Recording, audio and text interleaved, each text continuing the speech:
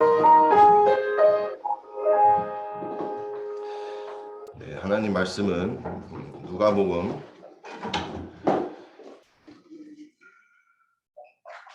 10장 1절에서 20절까지 교독하시겠습니다. 누가복음 10장 1절에서 20절입니다.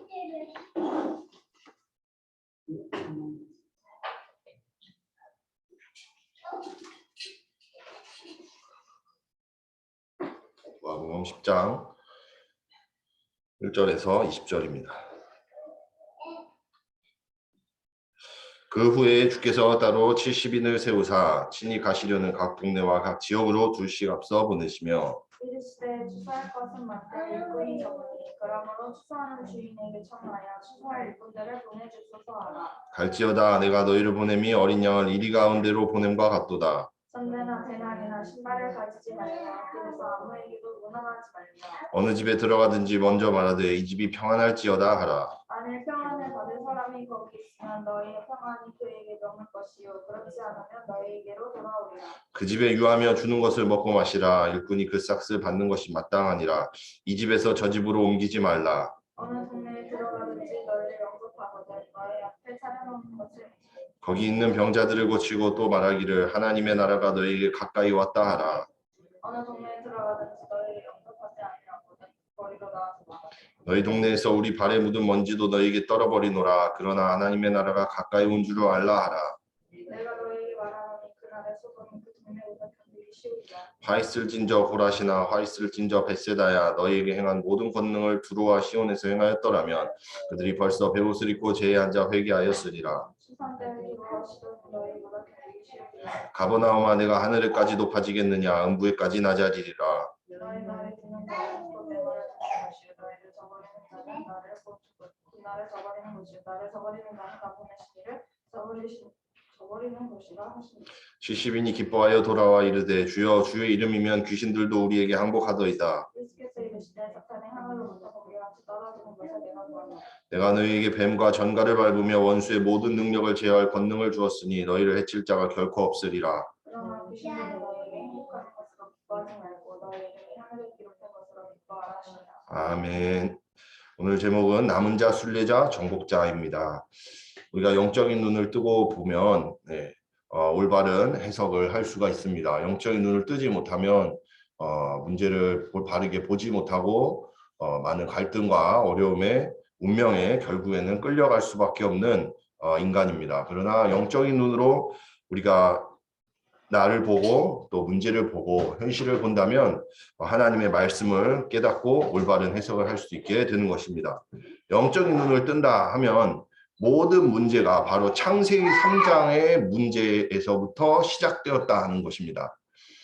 창세기 3장에 보면 인간에게 아무 문제 없던 인간에게 사단이 찾아옵니다. 찾아와서 하나님의 말씀을 속이고 그 거짓말로 인간을 하나님 떠나게 만드는 사건입니다. 그 배경에는 인간을 지옥으로 몰고 가려는 계략이 숨어 있었고 인간을 멸망시키려는 사단의 숨은 전략이 있었던 것입니다. 이것이 바로 원죄입니다. 원죄가 무엇이냐? 인간이 타락해서 하나님을 떠나게 됐다. 결국에는 멸망에 빠지게 되었다라는 것입니다. 원죄 때문에 인간에게는 모든 문제가 찾아온 것입니다. 땅이 저주를 받고 인간이 저주를 받고 사망과 고통과 재앙과 멸망에 거하게 됐다라는 것입니다.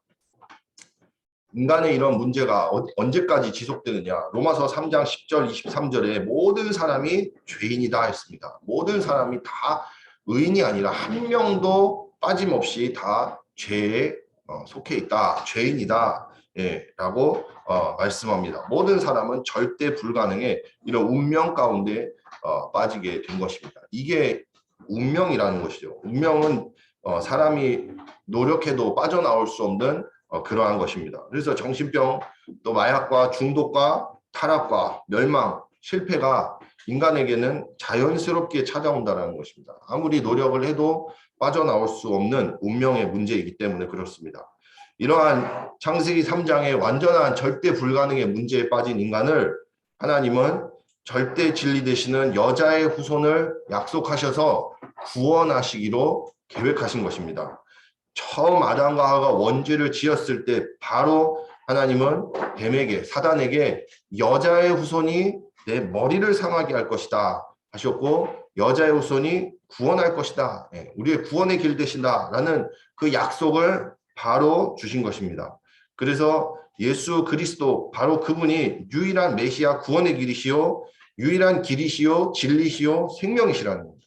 그분이 사탄의 일을 멸하시고 인간의 모든 원죄와 자범죄의 모든 죄를 대속하셨고 하나님 자녀 되는 길을 열어주셨다 하는 것입니다. 우리는 절대 불가능한 존재이기 때문에 하나님께서 직접 이 절대 가능한 구원의 길을 우리에게 주신 것입니다. 우리를 이렇게 그리스도를 통해서 하나님 자녀 되게 해주셔서 우리를 하나님 자녀의 신분을 가질 수 있게 우리를 축복하셨다는 것입니다. 그리고 지금도 그리스도께서는 성령으로 역사하셔서 우리의 모든 문제를 다 멸하셨습니다. 우리의 지금 일어나는 모든 현실의 문제도 그리스도께서는 이미 해결을 하신 것입니다. 과거의 문제도 해결하셨고 현재의 문제도 해결하셨고 미래의 모든 문제까지도 이미 다 해결하신 것입니다. 우리는 그 가운데 살아가고 있는 거예요. 우리는 그분의 자녀가 된 것입니다. 이게 우리의 신분이란 것이죠. 왜냐 하나님이 그러한 권세를 주셨어요. 하나님 자녀 되는 권세를 주셨다고 하셨습니다. 버릴 수가 없어요. 하나님이 주셨기 때문에. 바꿀 수가 없습니다. 그래서 우리에게는 변하지 않는 이 절대 가능해, 절대 축복과 절대 구원과 절대 진리의 이 신분을 하나님은 우리에게 주신 것입니다. 이게 하나님이 주신, 우리에게 주신 구원의 유일한 축복이라는 것입니다. 그 신분을 바로 남은 자, 순례자, 정복자라고 성경은 말합니다. 하나님은 나를 어떤 사람으로 부르셨냐? 남은 자로 부르시고 순례자로, 정복자로 바꿔주셨다는 거예요. 내가 운명에 사로잡혀서 망할 수밖에 없는, 완전히 희망이 없는, 정말로 아무 가능성이 없는 비참한 운명이었는데, 그런 존재였는데 절대 망할 수밖에 없는 그냥 아무것도 아닌 그런 인간이었지만 하나님은 구원받은 하나님 자녀를 새로운 신분으로 변화시키셨다라는 겁니다. 이게 우리의 진짜 정체성이라는 것이죠. 영적인 눈을 뜨지 못하면 알 수 없는 것입니다. 영적인 눈을 뜨고 나면, 영적인 눈으로 보면 이 사실을 깨닫게 된다는 것입니다. 첫 번째로 하나님은 저 여러분에게 어떤 신분을 주셨냐면 남은 자로 신분을 바꿔주셨습니다. 부르셨다라는 것은 모든 사람을 다 똑같이 부르셨다는 것이 아니라 하나님의 절대 주권 속에 들어와 있는 사람만 이 남은 자가 되는 것이죠. 그래서 우리가 항상 어떤 순간에도 하나님의 절대 주권을 인정해야 됩니다. 하나님의 절대 주권. 지금도 이 문제도 하나님은 알고 계신다는 것입니다. 내게 어려움이 오고 문제가 오고 갈등이 오고 힘든 일이 있어요. 찾아옵니다. 그런데 그걸 하나님이 모르시겠냐고요. 하나님은 그거 아시잖아요. 하나님은 그런 걸 알고 그거를 허락하신 겁니다. 그러면은 하나님 자녀에게 왜 어려움을 허락하셨을까요? 깨닫게 하시려고. 뭘요? 하나님을 믿으라는 겁니다. 하나님의 은혜를 의심하지 말라는 겁니다. 그것도 하나님은 알고 계신다는 것입니다. 그것을 붙잡으라는 거예요. 그게 하나님의 뜻이에요. 하나님의 절대 주권을 인정하고 우리가 그것을 기억해야 된다는 것이죠. 하나님의 은혜를 의심하면 안 됩니다. 불신앙하는 사람들은 결국에는 광야에서 다 멸망하게 되었어요. 저 뒤에서 뭐 하는지 모르겠네요. 안 보여가지고. 한번 가보세요. 지금 과자를 까먹고 있는지 뭐 하고 있는지. 불신앙하는 사람들은 광야에서 죽임을 당했습니다. 그러나 이 사실을 알고 있었던, 남은 자의 신분을 알고 있었던 사람들은 가나안에 들어가는 이 인도를 받게 되었습니다. 남은 자는 이사야 6장 13절에 다 망할 것이다. 이것도 다 없어지지만 거룩한 씨가 곧 그루터기다. 그 거룩한 시대는 그리스도를 소유한 자, 그리스도를 붙잡고 있는 그리스도를 아는 한 사람은 절대로 망하지 않는다는 것입니다. 그 사람은 남은 자라는 겁니다. 어떤 문제가 찾아와도 어떤 환란이 찾아와도 무너질 수 없고 그 사람은 다시 새싹을 틔운다라는 것입니다. 그 사람은 그루터기 남은 자라는 거예요. 출애굽기 2장에 보면 레위 남자 레위 여자가 결혼해서 낳은 모세가 남은 자였습니다. 하나님이 이 모든 세상이 우상으로 애굽의 노예돼서 다 휩쓸려가는 가운데 준비하신 한 사람이 남아 있었다는 것입니다. 그 사람이 바로 모세였습니다. 사무엘상 16장에 기름 부음 받은 다윗이 그런 한 사람이었습니다. 아무도 다윗을 보고 흠모하거나 다윗이 대단하다고 여기지 않았어요. 그러나 하나님은 다윗을 준비하고 계셨던 겁니다. 저와 여러분이 이런 신분입니다. 이것은 우리가 잘나서요? 아니요. 우리가 대단해서 아닙니다. 우리를 그러한 신분으로 부르셨다는 거예요. 바꿀 수가 없어요. 우리가 아무리 갈등하고 흔들리고 문제가 와도 아니 심지어 그 문제 속에 푹 빠진다 할지라도 방황 속으로 들어가고 내가 타락의 길로 빠진다 할지라도 하나님은 나를 남은 자로 부르신 그 계획을 바꾸지 않으신다는 겁니다. 하나님이 이렇게 우리를 부르신 남은 자의 신분을 우리가 누려야겠습니다. 어떤 사람이 남은 자냐? 창세기 3장 15절에 여자의 후손의 언약을 가지고 있었던 사람입니다. 왜 모세가 쓰임받았냐? 이 창세기 3장 15절 여자의 후손의 언약을 알고 있었기 때문입니다. 그리고 모세를 통해서 출애굽기 3장 18절 유월절 어린 양의 피 언약을 하나님께서 회복시키셨습니다. 이사야 7장 14절에 임마누엘의 언약을 회복하셨고 마태복음 16장 16절에 그리스도가 누구신지를 정말로 알았던 사람이 바로 남은 자라는 것입니다. 그 외에 어떠한 지식과 어떠한 좋은 것과 어떠한 규례나 어떠한 전통이라든지 인간의 어떤 모습도 다 필요 없다는 것입니다. 그리스도를 정확하게 알고 있는 사람은 바르게 하나님께 쓰임받게 되고 승리하게 되는 것이고 그리스도를 모르는 사람은 그 겉모습이 어떠한 것을 갖추고 어떠한 열심을 가지고 어떠한 노력과 능력과 자기 열심을 가지고 한다고 할지언정 아무런 의미가 없다라는 것입니다. 그래서 모든 현실 문제에서 남은 자는 어떤 사람이냐? 결론을 가진 사람이다. 이 세상의 흐름에 휩쓸려가지 않다는 것입니다. 틀린 답을 붙잡지 않고 그리스도만을 붙잡는 한 사람, 그 사람은 절대로 무너지지 않는 하나님이 쓰시는 남은 자라는 사실입니다. 반드시 하나님은 그렇게 사용하십니다. 왜냐? 바꿔지지 않기 때문입니다.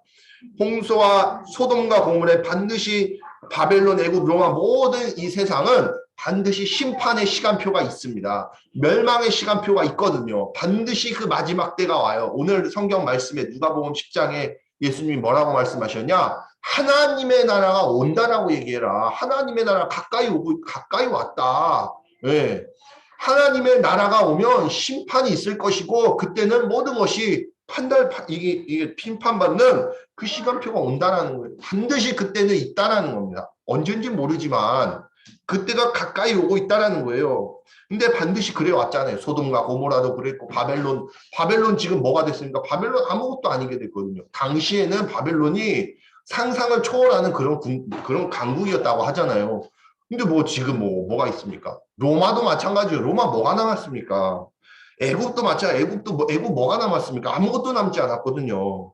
반드시 세상 나라에는 그 심판의 때가 온다는 거예요. 그런데 그 가운데 누가 살아남았느냐? 의인들이 남아있었어요. 의인들. 아브라함이 남아있었고 노아가 남았고 다니엘과 세 친구가 남았고 에스더와 오바댜와 엘리야, 엘리사 이런 초대교회 이 사람들만 살아남은 겁니다. 이 사람들만. 그 외에는 다 세상에 이 홍수에 휩쓸려 가버렸어요. 하나님은 저와 여러분을 남은 자로 부르신 줄로 확신하시기를 바랍니다. 순례자의 길입니다. 두 번째로 왜 우리를 순례자로 하나님이 부르셨냐면 우리가 구원받았음에도 불구하고 현실에는 무능하고요. 또 우리가 밖에 세상 나가면 네피림의 문화가 가득 차 있습니다. 세상 사람들은 죄나 인간적인 것만 얘기하고요. 다 싸워요. 갈등하고 종교로 가득 차 있습니다. 인본주의로 세상은 가득 차 있잖아요. 잘못된 각인 뿌리 체질을 너무나도 가득 차 있잖아요. 예. 저는 개인적으로 정치하는 사람들 보면 망할 수밖에 없는 짓을 계속 하는 거예요. 어쩜 그렇게 서로 죽이려고들 달려드는지 이 나라가 되겠습니까? 그래서 예?